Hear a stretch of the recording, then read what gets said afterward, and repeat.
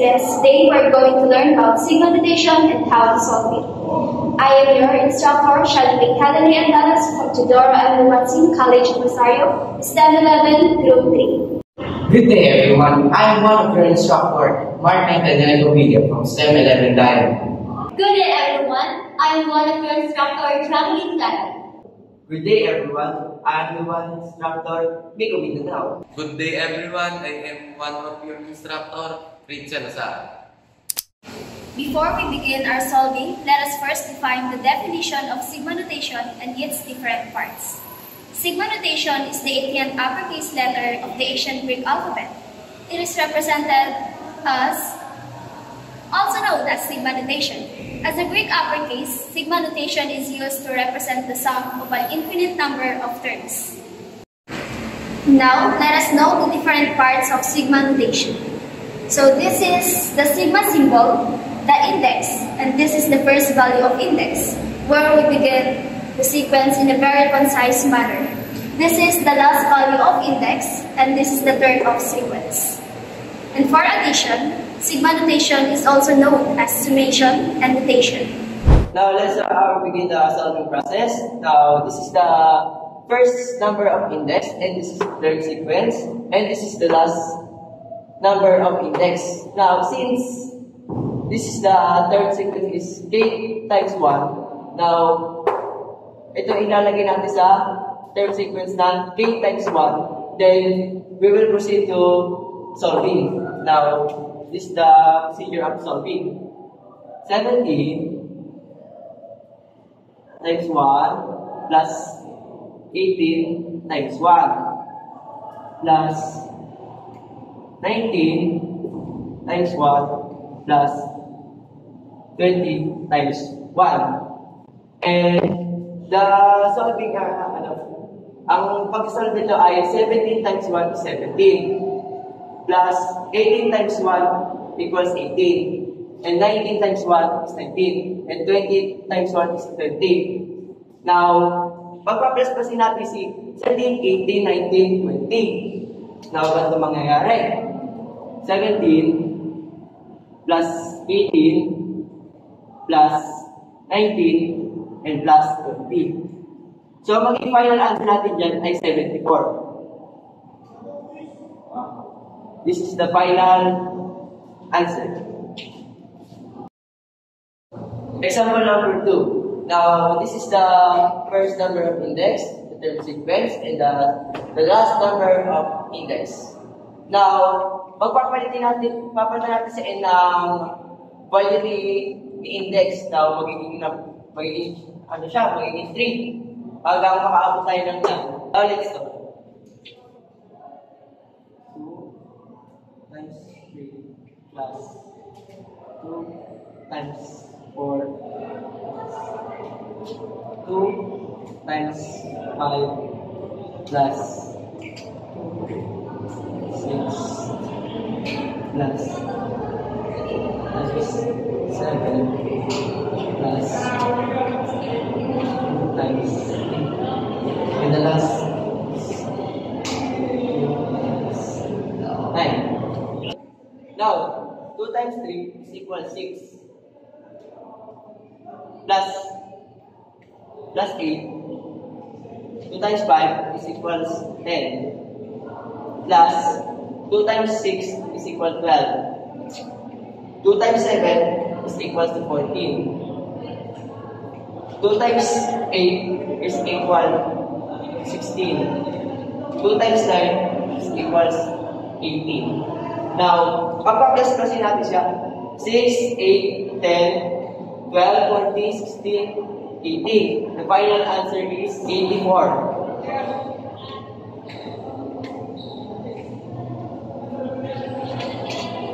Let's proceed next video. This is terms of sequence.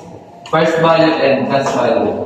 This is substitute 3 times 1 plus 3 times 2 plus 3 times 3 plus 3 times 4 plus 3 times 5 plus 3 times 6. 3 times 1 equals 3.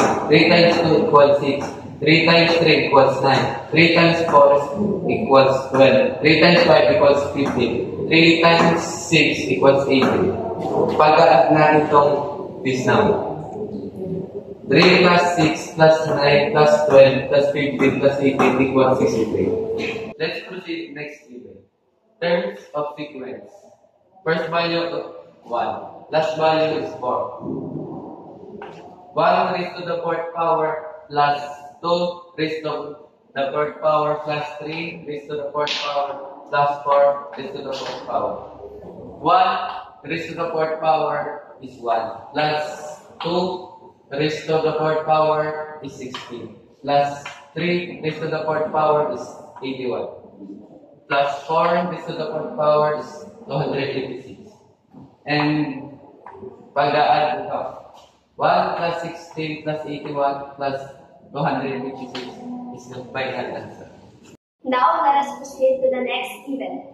We have the first value of index 1 and the last value of index 3, and we have the term of sequence 2i raised to the 4th power. So let us proceed to the substituting, which is 2 times 1 raised to the 4th power, and then plus 2 times 2 raised to the 4th power, plus 2 times 3 raised to the 4th power, and then i-perform natin ngayon 1 raised to the 4th power, and then 2 raised to the 4th power, and then 3 raised to the 4th power. So 1 raised to the 4th power is equal to 1, 2 raised to the 4th power is equal to 16, and then 3 raised to the 4th power is equal to 81. So, ang i-perform natin ngayon ay 2 times 1 is equal to 2. 2 times 16 is equal to 32. And then 2 times 81 is equal to 162. So, pag-aarin na natin itong lahat. At ang magiging answer ay 2 plus 32 is equal to 34. Plus 162 is equal to 196. Now let's proceed to the next given. Our given is the first value is I is equal to 5 and the last value of index is 9. Well, our term of sequence is 5i times 2. So how to solve it? Itong 5i times 2 ay ibababa lang natin dito. Yung I papalitan natin dito ng 5, so magiging 5 times 5 times 2 plus yung 5 na to ay gagawin natin diretso hanggang sa maging 9 siya. So 5 times 6 times 2 plus 5 times 7 times 2, 5 times 8 times 2, 5 times 9 times 2 is equals to 5 times 5 is equals to 25, 5 times 6 is 30, 5 times 7 is 35, 5 times 8 is 40, and 5 times 9 is 45. Now, let's proceed to next. Since nakuha na natin yung sagot dito sa dalawang to, pag-times naman natin yung sagot. 25 times 2 is 50, 30 times 2 is 60, 35 times 2 is 70, 40 times 2 80, 45 times 2 is 90, 50 plus 60 plus 70 plus 80 plus 90 is equals to 350. This is our final answer. Now let's proceed to our next given. Our first value is 1, last value is 4, and our terms of sequence is n plus 5 times n. So first gagawin natin dito is, yung n is substitute muna natin sa ating first value hanggang sa makalas value tayo, and proceed tayo sa rule na PEMDAS. Parenthesis muna. 1 plus 5 times 1 plus 2 plus 5 times 2 plus 3 plus 5 times 3 plus 4 plus 5 times 4. So sabi ko nga, PEMDAS, parenthesis, 1 plus 5 is equals to 6, 2 plus 5 is equals to 7, 3 plus 5 is equals to 8, and 4 plus 5 is equals to 9. Now, pwede na tayo nga mag-multiplications. 6 times 1 is equals to 6. 7 times 2 is equals to 14, 8 times 3 is equals to 24, and 9 times 4 is equals to 36. Now, addition. 6 plus 14 plus 24 plus 36 is equals to 80. This is our final answer. Let us now proceed to our next problem. So this is our initial value, first initial value, which is 0. So 0 can be used as our value in this program. And it is our last term of the sequence, and this is the value of the sequence that we're going to use. So let's go into transpose the value of n to the problem. So 3 over n and transpose the value of n, which is 0. So therefore it is going to be 3 over 0. plus, since it is a sequence, then let's proceed and repeat the process but increasing the value of n, which is the next number is 1. So 3 over 1. Then repeat again until we reach the final value, which is number 3. So the next is 3 over 2 plus 1. Why? Because 3 over 3 is equals to 1. 3 divided by 3 is equals to 1. Therefore, this is going to be 1. Now, this is a fraction with a different denominators. So we're going to find its least common denominator, or the LCD. So the LCD of this fraction problem is going to be 2. Because 2 is divisible by 2, 1, and 0. And this one also has an invisible number, which is 1. So it is all divisible by 2. So 2 divided by 0, 0 multiplied by the numerator, which is 3. So 0 multiplied by 3 is 0. So this is the 0. So let's proceed. 2 divided by 1 is equals to be 2. Multiplied by 3 is going to be 6. Plus 2 divided by 2 is equals to be 1. Multiplied by the numerator, which is 3. So it's going to be 3. Plus, so as what I said earlier, this whole number has an invisible denominator, which is 1. So 2 divided by 1 is equals to 2. Multiplied by 1 is equals to 2. So we're going to add the numerator in this fraction. 0 plus 6 is 6, plus 3 is 9, plus 2 is 11. Then copy the denominator. So this is the answer, but it is improper.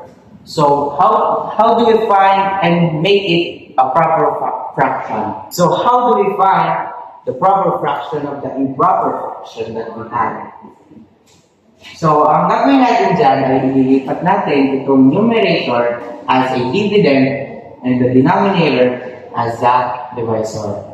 So, hahanap tayo ng number na malapit sa 11 since hindi naman divisible ang 2 sa 11. So, 2 times 5 is going to be 10. So, ito yun. And then, 11 minus 10 is equals to 1. So, paano natin siya ililipat as a proper fraction? Itong remainder, ang mangyayari dito is our numerator. And then the quotient, it will be the whole number or in the proper fraction. And then the 2, the divisor is going to be our denominator. So that's how we find the improper fractions proper fraction. Now let's proceed to our next problem. This is the first initial value of index that we're going to use, which is 1. And this is the last value of index that we're going to use, which is 4. And this is the term of sequence that we're going to use in this problem. So, we're going to transpose the value of index in this problem. 2 and the exponent. So, 2 change the value of the index, which is 1. So, it's going to be invisible because all numbers have been visible in exponents within their terms. And then now let's proceed to the next, which is 2. Change the value of index, which is 2. So 2 squared. The next plus 2 cubed, because the next term of the 2 is 3. Plus 2 raised to the power of 4. Next, we're going to use the PEMDAS method. So 2 raised to the power of 1 is 2. 2 times 1, 2. Plus 2 squared. 2 times 2 is 4. Plus, copy the sign. So 2 raised to the power of 3, or 2 cubed, is going to be 8 because 2 times 2 times 2 is equals to 8. 2 times 2, 4 times 2 is 8. Plus 2 raised to the power of 4. 2 times 2 times 2 times 2. Elimination technique. 2 times 2 is 4 times 2 is 8 times 2 is 16. Did you see that? So beautiful. Now, let's add all this number. 2 plus 4, 6 plus 8, 14, 16, 30, and 30 is our final answer. Okay, let us now proceed to the last given. We have the first value of index, 1, and the last value of index, 3, and term of sequence, I, Q. So, we're going to proceed to the substituting. Ililipat natin ang value ng first index sa I. Kaya ang mangyayari ay 1 times 1 raised to the third power plus 2 times 2 raised to the third power plus 3 times 3 raised to the third power. And then we're going to perform lambdas. Uunahin natin itong may katabing exponent.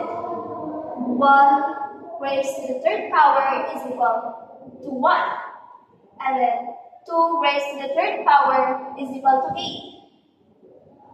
3 raised to the third power is equal to 27. And next, we're going to perform multiplication. 1 times 1 is equal to 1. 2 times 8 is equal to 16. 3 times 27 is equal to 81. And then, ipag-add na natin siyang lahat. 1 plus 16 is equal to 17. Plus 81 is equal to 19.